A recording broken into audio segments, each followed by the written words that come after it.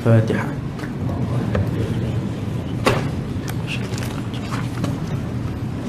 Bismillahirrahmanirrahim.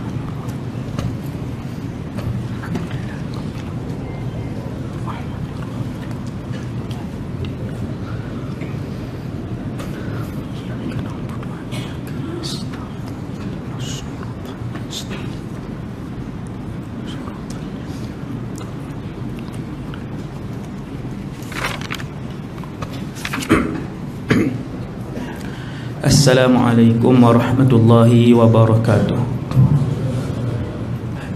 A'udzu billahi minasy syaithanir rajim.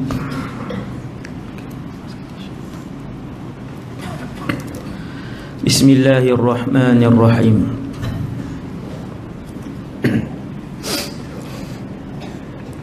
Alhamdulillahi rabbil alamin. Wassalatu wassalamu ala asyrafil anbiya'i wal mursalin Sayyidina wa habibina wa syafi'ina wa qurrati a'yunina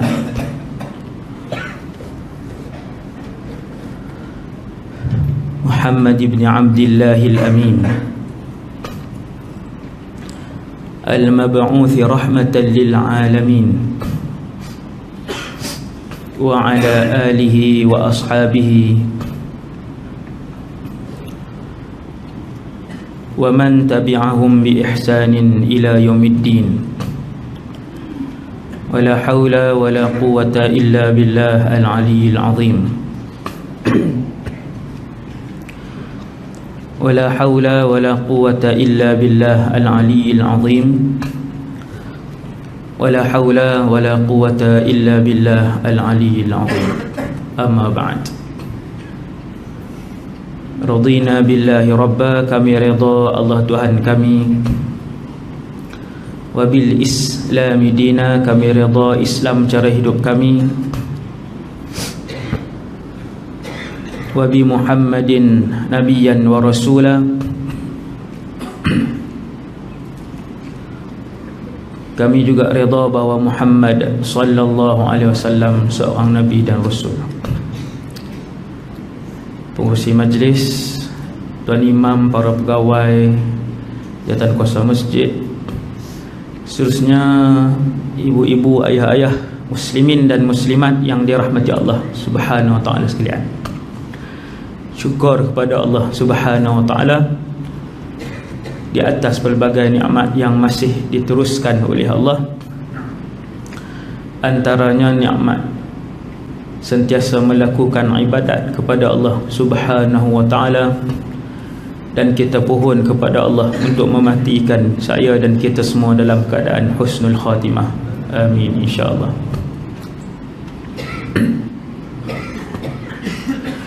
Manusia yang paling baik di dalam alam ni ialah para rasul dan para nabi.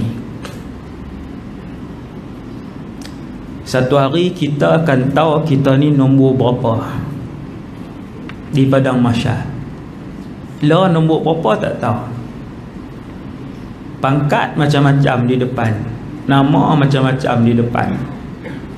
Duk di dunia serban kita boleh lilit tebal, tasbih kita boleh beli hak panjang, nama kita boleh tambah macam-macam di depan. Suatu hari di padang mahsyar kita akan tahu keberapakah kedudukan kita di sisi Allah Subhanahu wa taala. Antara jawapan awal yang diberikan oleh Rasulullah ialah manusia yang paling mulia di sisi Allah ialah rasul-rasul dan para nabi. Nombor satu di kalangan rasul Muhammad sallallahu alaihi wasallam bila munazi'. Nabi nombor satu, kemudian ulul azmi yang 4 orang, kemudian rasul-rasul yang Allah sebut dalam Quran sampai 25 orang rasul, termasuk Nabi Muhammad sallallahu alaihi wasallam. Hak ni ranking lah ni, 1, 2, 3 sampai 25. Sampai 25, adakah takat tu saja rasul? Jawapan dia, ada lagi rasul lain. Nabi sebut dalam satu hadis jumlah mereka lebih kurang 313. 1 sampai 313 tak boleh berdoa dah. Benda tu sudah pun tetap. Rufi'atil aqlam wa jaffatis suhuf. Semayang lah 24 jam sehari semayang. 24 jam tak lena dah. Tak boleh juga dapat nombor 313. Takkan boleh. Tu kaedah dia. Ni dalam kitab Tauhid. 1 sampai 313 memang ada Rasul. Mereka lah yang mengambil kedudukan nombor 1 sampai berapa ratus tadi ni di sisi Allah Subhanahu Wa Taala. Kita nombor berapa? Selepas Rasul, para Nabi pula tak habis lagi. Dan jumlah bilangan Nabi dalam satu hadis, Nabi sebutkan keseluruhan Nabi yang ada ialah lebih kurang 124,000 orang. Dia nombor berapa dah tu? Jauh lagi. Nabi ni, kalau kata Nabi ni, Abu Bakar tak boleh lawan. Macam tu. Kalau kata Nabi, dia yang paling last sekali, Nabi, satu orang Nabi, dia nombor 124,000. Contohnya, Nabi itu. Maka Abu Bakar tak boleh menandingi kedudukan dia di sisi Allah. Itu kaedah dia. Selepas Nabi, barulah manusia berlumba-lumba untuk mengambil kedudukan. Kita kata 124,001.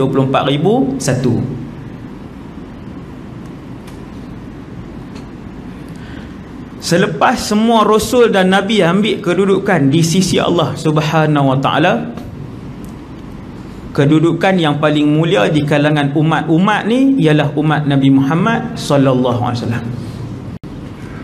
Soalan mudah faham. Kalau kita tanya nombor 124,000 orang satu, hak ke 124,000 satu, siapa? Jawapan dia Abu Bakar ibn Abi Quhafah. Kerana dia adalah umat Nabi Muhammad berdasarkan hadis-hadis yang Nabi sebut, mencecah puluhan hadis tentang keutamaan dan kelebihan Abu Bakar. Antaranya, seandainya diletakkan iman umat ini di sebelah timbangan dan diletakkan iman Abu Bakar di sebelah timbangan lagi, nescaya terlebih beratlah timbangan iman Abu Bakar. Berat dia lagi. Kalau kita semua ni, bukan semua ni, semua umat Nabi Muhammad, maka Abu Bakar tidak dapat ditandingi. Sehingga kan Umar bin Al-Khattab yang merupakan pesaing terdekat Sayyidina Abu Bakar. Tiap-tiap sahabat dia ada saingan di antara satu sama lain. Saingan melakukan ibadat dan kebaikan menuju kepada Allah Subhanahu Wa Taala. Perlumbaan ini berlaku di kalangan sahabat. Kita boleh buat. Cuma kita gaya nak berlumba jadi merak. Gaya nak berlumba dia jadi riak, dia jadi tak ada nak berlumba, dia jadi sahabat berlumba, dia boleh jaga ikhlas tu. Maka bila Nabi kata siapa nak bagi bantuan untuk peperangan Tabuk, Abu Bakar tengok Umar, Umar tengok Abu Bakar. Betul pakat balik. Tak kata apa, pakat balik. Maka mai Abu Bakar dia bagi semua harta dia. Nabi tanya berapa ringgit tinggal duit tunai. Abu Bakar kata, aku tinggalkan kepada keluarga aku Allah dan Rasulnya. Boleh buat? Hak sembang pun tak boleh. Ni malah ni tabung, kan bagi semua. Ada 15, 3 ringgit je. Abu Bakar bila Nabi tanya, kau tinggal berapa duit tunai di rumah? Abu Bakar kata, aku tinggalkan kepada ahli keluarga aku Allah dan Rasulnya. Habis. Nombor 1 di kalangan sahabat. Sayyidina Uthman memang dia buat mai emas dalam jubah dia, tapi emas dalam rumah banyak lagi. Tu pun banyak dia buat mai sebab dia jutawan. Abdul Rahman bin Auf bagi banyak, tapi di rumah banyak lagi. Abu Bakar buat mai semua. Sayyidina Umar bila Nabi tanya, wahai Umar, berapa yang kamu tinggal kepada ahli keluargamu? Sayyidina Umar jawab, separuh daripada apa yang aku ada. 200,000 aku buat mai 100,000 ringgit hak tunai yang ada dalam simpanan aku. Bila dia tanya berapa Abu Bakar bagi, sahabat-sahabat dia jawab, Abu Bakar bagi ke semua harta tunai yang dia ada. Umar kata, sesungguhnya aku tidak pernah mendahuluinya dalam melakukan kebaikan. Dari segi iman. Malam ni andai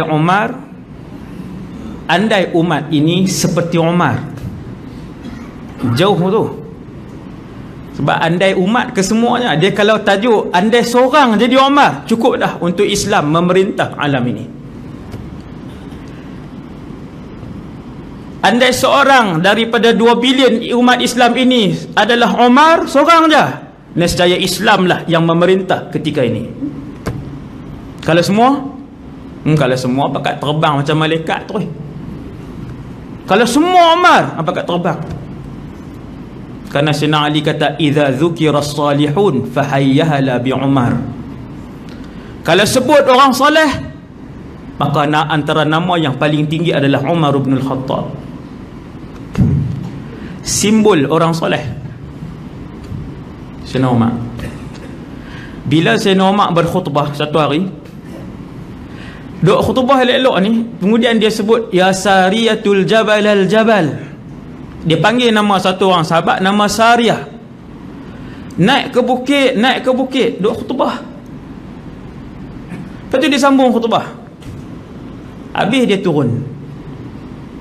Sifat para sahabat, kalau tuan-tuan tengok kitab sirah, bila berdepan dengan satu benda yang tidak menepati Islam, lah tu juga sahabat akan cakap.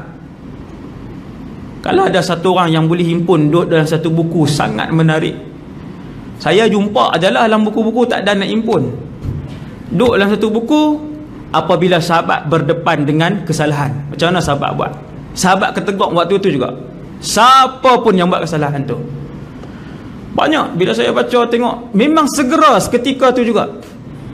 Sebab tu sebahagian mazhab fiqh dia menjadikan perbuatan, tindakan para sahabat sebagai dalil sokongan kepada suatu hukum. Sebab sahabat takkan buat benda yang bid'ah dan keluar daripada Islam. Bila semua sahabat buat satu-satu perkara ni, maka yang tu dia boleh jadi sebagai sandaran untuk membentuk hukum kepada sebahagian mazhab. Antaranya mazhab Imam Malik, amal ahli Madinah.